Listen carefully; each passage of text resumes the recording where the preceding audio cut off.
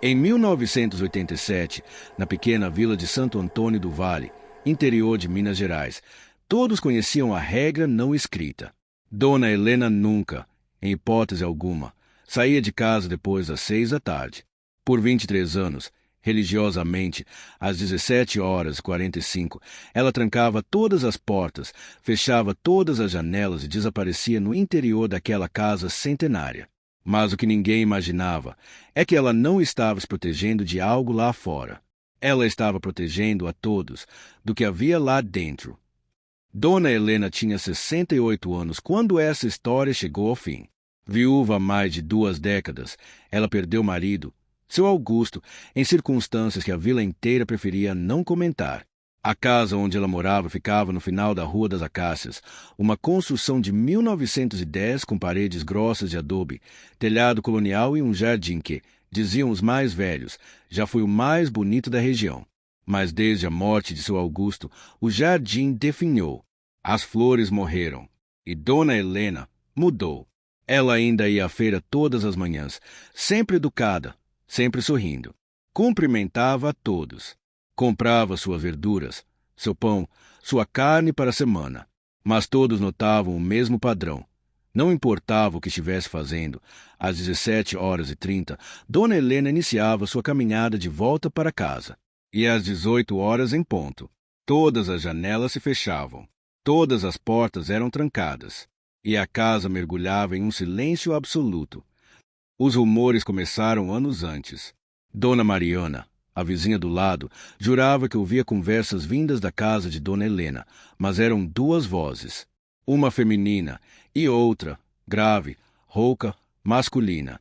Impossível, diziam os outros. Dona Helena mora sozinha há 23 anos. Não recebe visitas. Não tem família. Mas Dona Mariana insistia. Eu escuto discussões. Toda noite, depois das 6. E às vezes eu escuto ela implorar. O açougueiro, seu Pedro, contava outra história perturbadora. Certa vez, por volta das 17h50, ele foi entregar uma encomenda que Dona Helena havia esquecido. Bateu na porta. Nada. Bateu novamente. Silêncio. Mas então ele ouviu passos, pesados, leitos, vindos do interior da casa, e uma voz, a voz de Dona Helena sussurrando atrás da porta trancada. Volte amanhã, por favor. Ele já acordou. Seu Pedro nunca mais voltou depois das 6. E as crianças? As crianças tinham suas próprias histórias. Diziam que, em noite de lua cheia, uma sombra se movia atrás das janelas fechadas. Uma sombra grande. De um homem. Mas Dona Helena vivia sozinha. Não vivia. 15 de março de 2010. Uma terça-feira comum. Dona Helena não apareceu na feira pela manhã. Estranho, mas nada alarmante. Deve estar gripada, pensaram os vizinhos. Mas quando a tarde chegou e a casa permaneceu completamente em silêncio, sem movimentos, sem janelas sendo fechadas, Dona Mariana começou a se preocupar. Às 19h, ela ligou para a polícia. O sargento Raimundo e o cabo Jonas foram até a casa. Bateram, gritaram, nada. Forçaram a porta da frente. O que eles encontraram na sala jamais foi oficialmente revelado. Mas cabo Jonas, anos depois, em uma noite de bebedeira, contou parte da história. Dona Helena estava sentada em sua cadeira de balanço, pálida, exausta, mas viva. Aos seus pés, cordas, correntes, cadeados.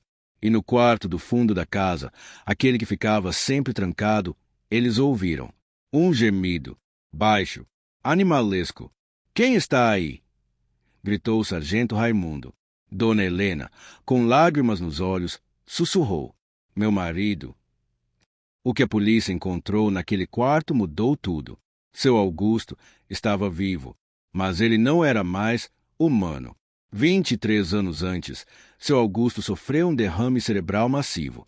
Os médicos disseram que ele tinha horas de vida, que deveria ser levado para um hospital em Belo Horizonte imediatamente. Mas Dona Helena recusou. Ele vai morrer de qualquer jeito, ela disse. Quero que ele morra em casa, comigo. Só que seu Augusto não morreu. Ele ficou preso entre a vida e a morte, consciente em alguns momentos, violento em outros, sem reconhecer a esposa, sem reconhecer a si mesmo. E Dona Helena não conseguiu deixá-lo partir. Durante 23 anos, ela cuidou dele sozinha. Alimentava, limpava, medicava com remédios que comprava de farmácias em outras cidades para não levantar suspeitas. Mas a condição de seu Augusto piorava. Ele se tornava agressivo ao entardecer, algo que os médicos depois chamariam de síndrome do pôr do sol, comum em casos neurológicos graves. Todo dia, às 18 horas, seu Augusto mudava, gritava, atacava, não reconhecia nada nem ninguém. Por isso as correntes, por isso as janelas fechadas. Por isso Dona Helena nunca saía depois das 6. Ela estava protegendo o mundo do homem que ela ainda amava e protegendo a memória dele da verdade. Seu Augusto foi levado para um hospital especializado, onde faleceu 3 semanas depois. Desta vez, de verdade, Dona Helena não foi presa. Os médicos atestaram que ela fez o que pôde com os recursos que tinha, que o amor, às vezes, nos faz tomar decisões impossíveis de julgar.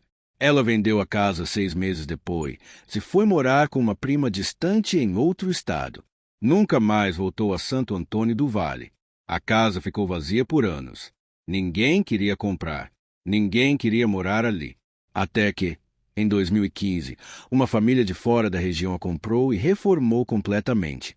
Hoje, é um lugar alegre, cheio de vida e crianças. Mas os antigos moradores ainda evitam passar por lá depois das 6 da tarde, porque alguns segredos, mesmo revelados, nunca deixam completamente uma casa, e alguns amores são pesados demais para serem carregados sozinhos. Esta é a história da viúva que nunca saía depois das 6 da tarde.